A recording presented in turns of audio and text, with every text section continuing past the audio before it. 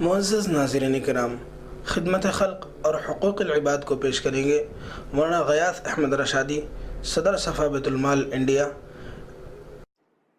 رمضان مبارک کے روزے بھی رکھے، حج کا فریضہ بھی ادا کرے، قربانی بھی کرے، وغیرہ وغیرہ، یہ عبادات ہیں۔ اس کے بعد ہے اخلاق۔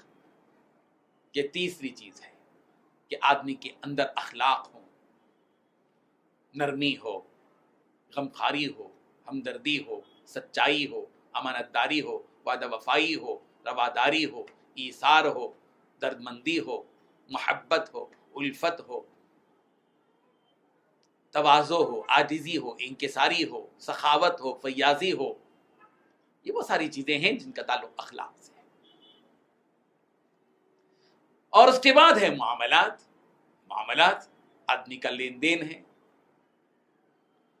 ایک دوسرے کے ساتھ معاملات ہوتے ہیں، قرض کا لینا ہوتا ہے، قرض کا دینا ہوتا ہے، امانت کا رکھنا ہوتا ہے، امانت کا دینا ہوتا ہے،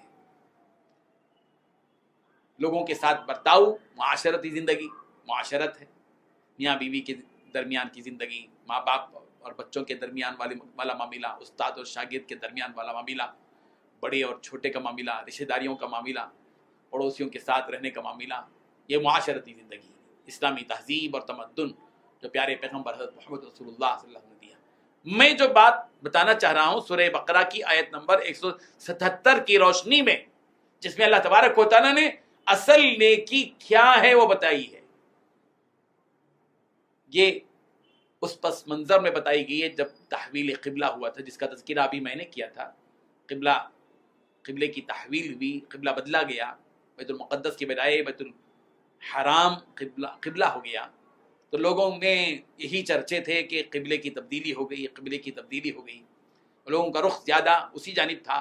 تو اللہ تبارک و تعالیٰ نے اس رخ کو موڑا ہے کہ لیس البر ان تولوا وجوہکم قبل المشرق والمغرب، اصل نیکی یہ نہیں ہے کہ تم اپنے چہروں کو مشرق کی جانب کر لو یا مغرب کی جانب کر لو، یہ اصل نیکی نہیں ہے۔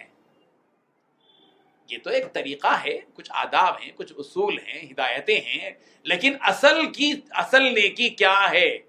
اللہ تعالیٰ نے بڑے پیارے انداز میں سورہ بقرہ کی آیت نمبر 177 آپ بار بار پڑھیے، اور اصل نیکی کی طرف مائل ہونے کا رجحان یقیناً آپ کے اور ہمارے ذہنوں میں پیدا ہوگا کہ اصل نیکی کیا ہے۔ فرمایا وَلَكِنَّ الْبِرَّ، لیکن اصل نیکی یہ ہے، کیا ہے؟ من آمن باللہ والیوم الآخر والملائکۃ والکتاب والنبیین۔ اصل نیکی یہ ہے کہ آدمی اللہ پر ایمان لائے، آخرت کے دن پر ایمان لائے، اللہ تعالیٰ نے جو فرشتے پیدا کیے ہیں ان فرشتوں پر ایمان لائے، اللہ تعالیٰ نے جو انسانوں کی ہدایت کے لیے کتابوں کا نزول کیا ہے ان کتابوں پر ایمان لائے، اور اللہ نے جن نبیوں کو انسانوں کی ہدایت کے لیے اس دنیا میں مبعوث کیا ہے ان تمام نبیوں پر ایمان لائے۔ ایمان ہو گیا، لیکن ایمان کے بعد پھر اصل نیکی کی فہرست کیا ہے؟ فرمایا اصل نیکی ایمان کے بعد پریکٹیکل زندگی میں، عملی زندگی میں کیا ہے؟ وہ یہ ہے کہ وَآتَ الْمَالَ عَلَى حُبِّهِ، کہ مال دے موجود محبت کے، مال کی محبت ہونے کے باوجود اس مال کو دے، کس کو دے؟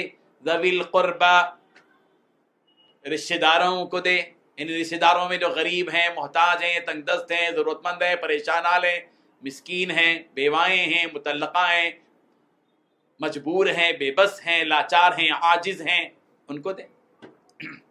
والیتامى، اور یتیموں کو دے، والمساکین، اور مسکینوں کو دے، وابن السبیل، اور پریشان حال مسافر جب کبھی پریشان ہو جاتے ہیں، راہ بھٹک جاتے ہیں، یا سفر ہی کے دوران ان کا مال کھینچ لیا جاتا ہے یا چوری ہو جاتا ہے یا غائب ہو جاتا ہے، والسائلین، اور مانگنے والوں کو دے، وفر رقاب، اور گردن چھڑانے میں، جو ناحق طور پر جن کو قید میں رکھا گیا ہے ان کی آزادی کی فکر میں اپنا مال خرچ کیا جائے۔ پھر اس کے بعد اللہ تبارک و تعالیٰ نے فرمایا وَأَقَامَ الصَّلَاةَ وَآتَ الزَّكَاةَ، اور نماز کو قائم کرے اور زکوٰۃ دے۔ حقوق اللہ آ رہے ہیں اب۔ ایمان کے بعد اصل نیکی کی جب فہرست بیان کی گئی ہے اس میں اللہ پر، یوم آخرت پر، فرشتوں پر، کتابوں پر، نبیوں پر ایمان لانے کے بعد سب سے پہلے جس اصل نیکی کی طرف لوگوں کے دلوں کو موڑا گیا ہے وہ کیا ہے کہ اپنا مال اللہ تبارک و تعالیٰ کی راہ میں خرچ کیا جائے، رشتہ داروں کو دیا جائے. سب سے پہلے رشتہ دار، اس کے بعد یتامہ، اس کے بعد مساکین، پھر اس کے بعد ابن سبیل مسافرین، اس کے بعد سائل، اس کے بعد قیدی. ایک ترتیب اللہ تعالیٰ نے بیان کی. یہاں سب سے پہلے رشتہ داروں کا حکم دیا. میں آپ کو یہ بتانا چاہتا ہوں کہ خدمت خلق، نفع رسانی، لوگوں کے حقوق کی کس قدر اہمیت ہے. قرآن مجید کی نگاہ میں سورہ بقرہ کی آیت نمبر 177 کو آپ بار بار پڑھیں، اور میرا جی چاہتا ہے کہ اس کو پڑھ کر اپنے رخ کو تبدیل کریں. بعض مرتبہ ہم صرف نماز اور روزے ہی میں رہ جاتے ہیں اور زندگی بھر اسی پر اکتفا کرتے ہوئے ذہنوں میں یہ بات سوار کر لیتے ہیں کہ ہم نے دین کو مکمل کر لیا. نہیں، دین کی تکمیل حقوق اللہ اور حقوق العباد سے ہوتی ہے. آیات کی روشنی میں آپ کے سامنے بتاتا جا رہا ہوں، اور انشاءاللہ یہ سلسلہ بہت طویل رہے گا. آپ کو بتاتے جائیں گے کہ قرآن مجید نے کس قدر خدمت خلق کو، نفع رسانی کو اور حقوق العباد کو کس قدر محتم بالشان انداز میں بیان کیا ہے. سب سے پہلے اپنے مال کو دینا، ایمان کے بعد اپنے مال کو خرچ کرنا اصل نیکی، اور صحیح راہ پر خرچ کرنا. کس پر خرچ کرنا؟ ذوی القربہ، رشتہ داروں پر. اور رشتہ داروں میں کون؟ رشتہ داروں میں تو سب سے پہلے ماں باپ ہیں، بھائی بہن ہیں، سگے بھائی بہن ہیں. اگر وہ واقعی تنگ دست ہیں، ضرورت مند ہیں، ہمارے مال کے محتاج ہیں، پہلے ہمیں ان پر خرچ کرنا پڑے گا. اور ماں باپ ہوتے ہیں. اللہ تبارک و تعالیٰ نے قرآن مجید میں ماں باپ کے سلسلے میں بڑی تاکید فرمائی ہے. سورہ بنی اسرائیل پر، اس کو سورۃ الاسراء بھی کہا جاتا ہے، اس میں اللہ تبارک و تعالیٰ نے جو حکم دیا ہے وَبِالْوَالِدَيْنِ إِحْسَانًا إِمَّا يَبْلُغَنَّ عِندَكَ الْكِبَرَ أَحَدُهُمَا أَوْ كِلَاهُمَا فَلَا تَقُل لَّهُمَا أُفٍّ وَلَا تَنْهَرْهُمَا وَقُل لَّهُمَا قَوْلًا كَرِيمًا وَاخْفِضْ لَهُمَا جَنَاحَ الذُّلِّ مِنَ الرَّحْمَةِ وَقُل رَّبِّ ارْحَمْهُمَا كَمَا رَبَّيَانِي صَغِيرًا. اللہ اکبر. ایک ایک لفظ ماں باپ کی محبتوں کو بٹھاتا ہے، ماں باپ کی عظمتوں کو دلوں میں بٹھاتا ہے، ماں باپ کی خدمت کرنے کی تلقین. ان آیات کا ایک ایک لفظ تلقین کرتا ہے، باور کرتا ہے. اللہ تعالیٰ کیا فرما رہے ہیں کہ تمہارے ماں باپ میں سے کوئی ایک یا دونوں بڑھاپے کو پہنچ جائیں تو ان کے بڑھاپے کی کمزوری کا ناجائز فائدہ اٹھا کر اپنی بھرپور اور طاقت والی جوانی کی توانائی کو اس طرح استعمال مت کرو کہ ان کو اف کہو، گالی دو. اف بھی مت کہو. گالی دینا تو دور کی بات ہے، مارنا تو دور کی بات ہے، طاقت آزمائی کرنا تو بہت دور کی بات ہے. ان ماں باپ کو تم اف بھی مت کہو. ولا تنہرہما، ان کو چھڑکی بھی مت دو. بلکہ اسلوب بیان کیا گیا ہے، طریقہ کیا ہے ماں باپ سے بات کرنے کا. وقل لہما قولا کریما، اور ان سے تم قول کریم، نرم کرم والی بات کرو، رحم والی بات کرو، نرم گفتگو ان کے ساتھ کیا کرو. تم جب بچپن میں تھے، کمزوری کے عالم میں تھے، خود اٹھ نہیں سکتے تھے، تمہارے ماں باپ طاقت میں تھے، توانائی میں تھے، ماں نے پالا پوسا، باپ نے اٹھایا بٹھایا، چلنا سکھایا، بولنا سکھایا. تمہاری جو ضد تھی اس کو اس نے برداشت کیا. تم نے جو تکلیف پہنچائی اس کا اس نے کوئی رد عمل اختیار نہیں، کوئی ریئیکشن نہیں تھا، وہ برداشت کرتا تھا. آج وہ وقت آیا ہے، اللہ نے تیری آزمائش اب کرنے کا ارادہ گویا کیا ہے کہ تیری اب جوانی بھرپور جوانی ہے، تو طاقت کے نرغے میں کہیں اپنے کمزور ماں باپ کے ساتھ وہ سلوک نہ کرے جو ناروا ہو. اسی لیے اب تجھے سمجھنا چاہیے کہ اپنے ماں باپ کے ساتھ کیسے رہنا ہے. اللہ تبارک و تعالیٰ نے فرمایا وَقُلْ لَهُمَا قَوْلًا كَرِيمًا وَاخْفِضْ لَهُمَا جَنَاحَ الذُّلِّ مِنَ الرَّحْمَةِ. تم اپنے بازوؤں کو اپنے ماں باپ کی خدمت کے لیے نرم کر دو. وَقُلْ رَبِّ ارْحَمْهُمَا كَمَا رَبَّيَانِي صَغِيرًا. اور اپنے پروردگار سے یہ دعا کرو کہ اے میرے پروردگار، میرے ماں باپ پر آپ ایسے ہی رحم فرمائیے جیسے کہ ان ماں باپ نے میرے بچپن میں مجھ پر رحم کیا تھا۔ اللہ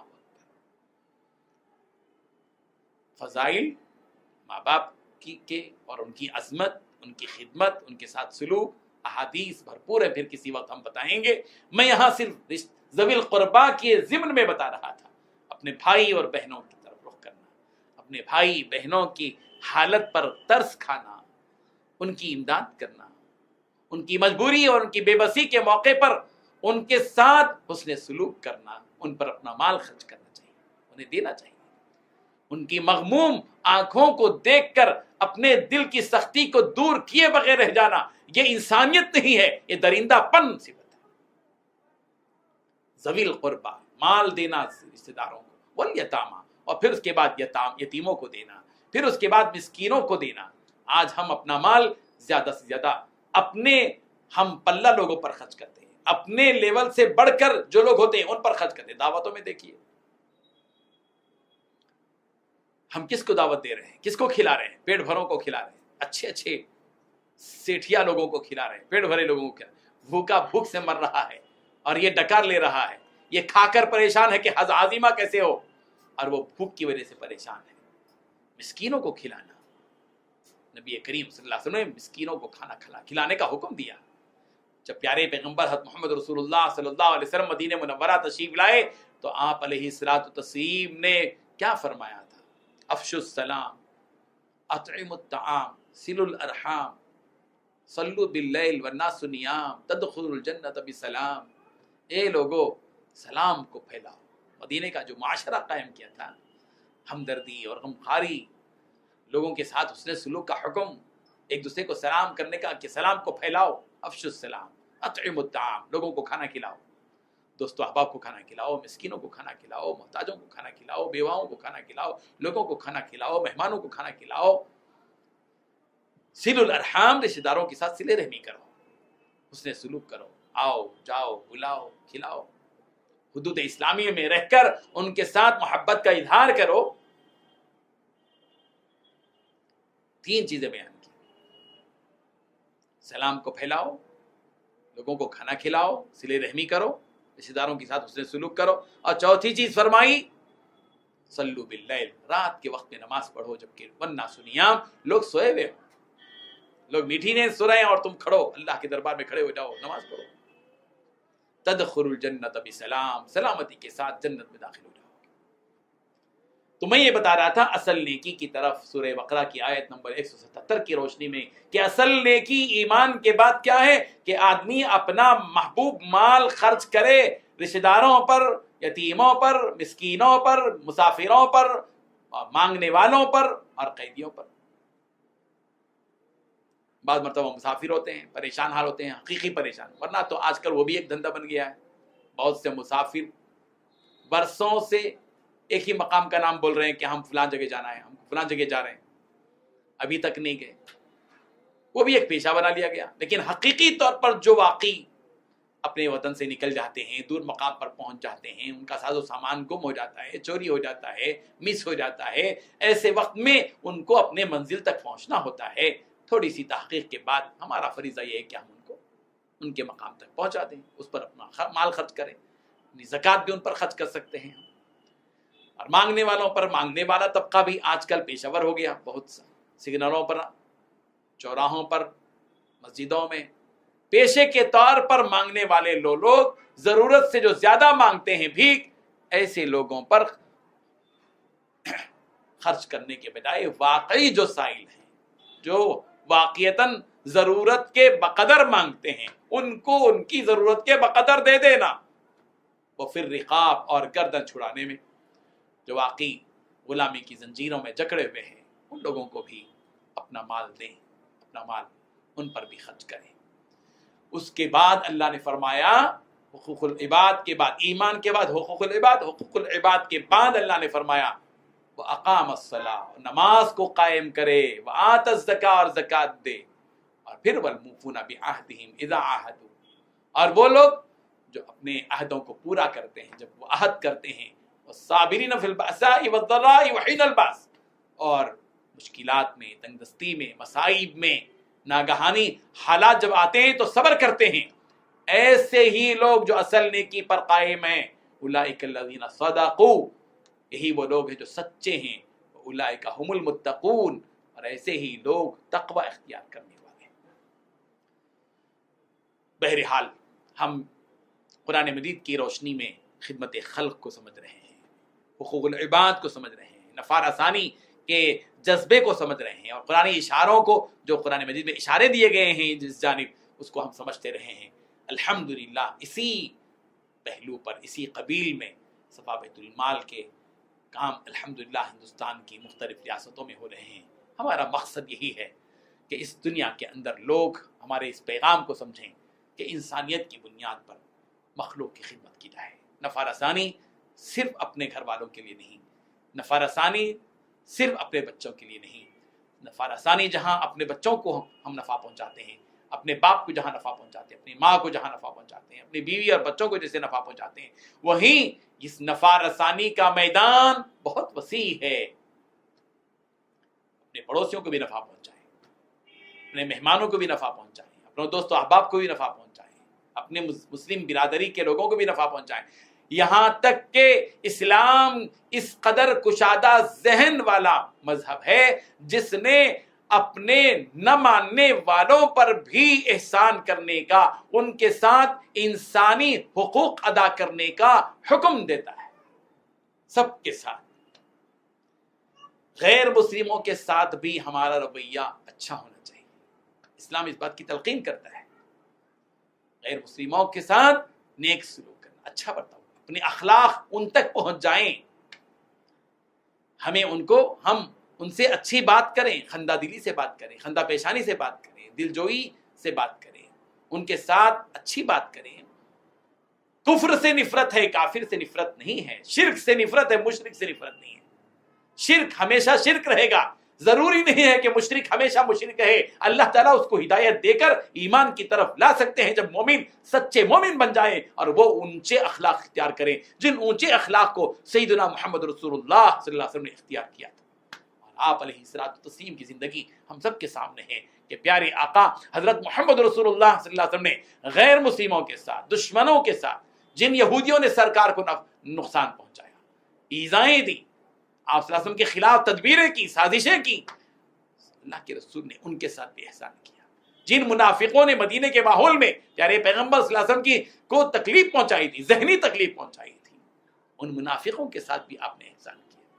منافقوں کے سردار کو اس کی موت پر سرکار نے اپنے جسم کا کپڑا اور کرتا نکال کر دیا ہے، اس سے بڑھ کر کوئی احسان ہو سکتا ہے؟ یہ اسلامی تعلیمات ہیں۔ پیارے پیغمبر صلی اللہ علیہ وسلم نے اس مشرک بڑھیا کو، جس بڑھیا نے سرکار کو مسلسل پیارے پیغمبر کو اس کے گھر کے سامنے سے گزرتے ہوئے کچرا ڈالا تھا اور ڈالتی رہی تھی، اللہ کے رسول صلی اللہ علیہ وسلم نے جب دیکھا کہ وہ اپنے اس سلسلے کو بند کر چکی ہے، نظر نہیں آ رہی ہے، اللہ کے رسول نے پڑوسیوں سے پوچھا کہ اس بوڑھی کا کیا حال ہے جو میرے اوپر ہمیشہ کچرا ڈالتی تھی؟ کہا گیا کہ وہ بیمار ہے۔ اللہ کے رسول پر درود ہو، سلام ہو، سرکار اس کے گھر پہنچتے ہیں، اس کی خدمت کرتے ہیں اور اس کی عیادت کرتے ہیں، اس کی بیمار پرسی کرتے ہیں، اس سے حال دریافت کرتے ہیں کہ بڑی بھی کیا حال ہے تمہارا؟ یہ کوئی معمولی بات ہے؟ یہی ہے وہ تعلیمات جن تعلیمات کو دوبارہ زندہ کرنا چاہیے۔ صفا بیت المال educational welfare and charitable trust نے اس کام کو ابھارا ہے۔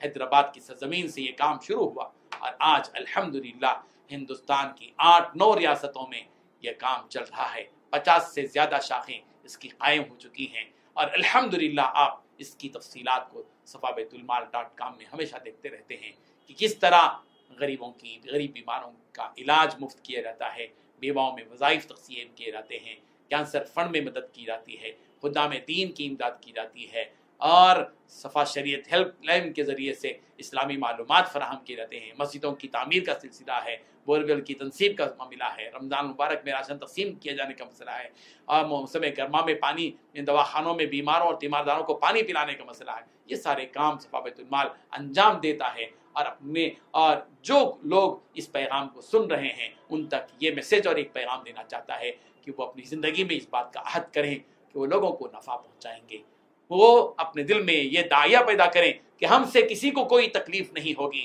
اور ہر ایک کو ہم سے نفع ملے گا۔ اگر یہ جذبہ دروں دلوں میں زندہ رہے گا تو یہ دنیا جنت نما دنیا بنے گی۔ اس دنیا میں ظلم ختم ہوگا اور امن عام ہو جائے گا، قتل و غارت گیری ختم ہو جائے گی اور انصاف کا ماحول پیدا ہوگا، سختی ختم ہو جائے گی، نرم دلی کا ماحول پیدا ہو جائے گا۔ اللہ تبارک و تعالی ہمارے اس کہنے کو اور سننے کو قبول فرمائے۔ وآخر دعوانا ان الحمد للہ رب العالمین۔ اللہ اکبر اللہ اکبر اللہ اکبر لا الہ الا اللہ اللہ اکبر اللہ اکبر وللہ الحمد۔ اللہ الرحمن الرحیم۔ جامعہ دینیات اردو دیوبند ایک قدیم ادارہ ہے جس کے بانی اور رئیس حضرت مولانا محمد سالم صاحب قاسمی محتمم دارالعلوم دیوبند ہیں۔ اس جامعہ کی جانب سے 4 امتحانات منعقد ہوتے ہیں جن کے نام یہ ہیں: ابتدائی دینیات، عالم دینیات، ماہر دینیات اور فاضل دینیات۔ یہ جامعہ ان امتحانات کو مختلف مراکز میں ہندوستان کے مختلف اسٹیٹ اور ریاستوں میں منعقد کرتے ہیں۔ سال میں ایک مرتبہ امتحان ہوتا ہے ماہ اکتوبر میں، اور داخلے ماہ میں تا ماہ جولائی داخلے لیے جاتے ہیں۔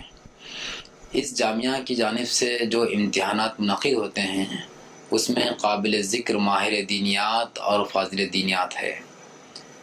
اس کی تفصیل سننے سے پہلے فاصلاتی تعلیم کے بارے میں آپ سب جانتے ہیں کہ فاصلاتی تعلیم یعنی کہ ڈسٹینس ایجوکیشن جو آج کل رائج ہو گیا ہے مختلف یونیورسٹیز میں، اس کے ذریعے سے اعلیٰ ڈگری حاصل کرنا، ایم اے، بی اے اور P H D, M Phil وغیرہ تک پہنچنا بہت آسان ہو گیا ہے۔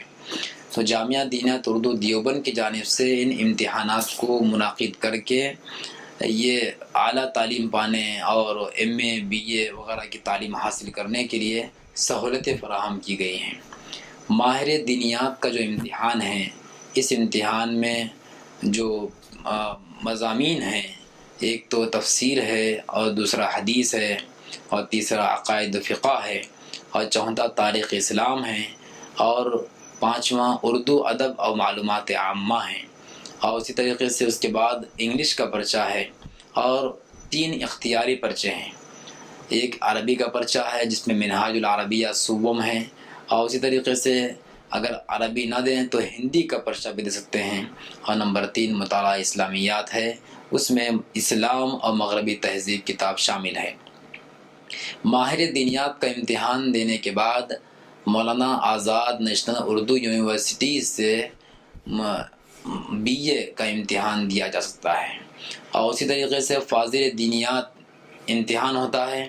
اس امتحان کے اندر بھی وہی پرچے ہیں: تفسیر، حدیث، عقائد و فقہ، اردو ادب، سائنس، جدید سائنس، دعوت و تبلیغ اور انگلش، عربی اور ہندی کا پرچہ شامل ہوتا ہے۔ اس امتحان کے ذریعے سے اعلیٰ تعلیم یعنی کہ ایم اے اردو اور ایم اے فارسی کیا جا سکتا ہے۔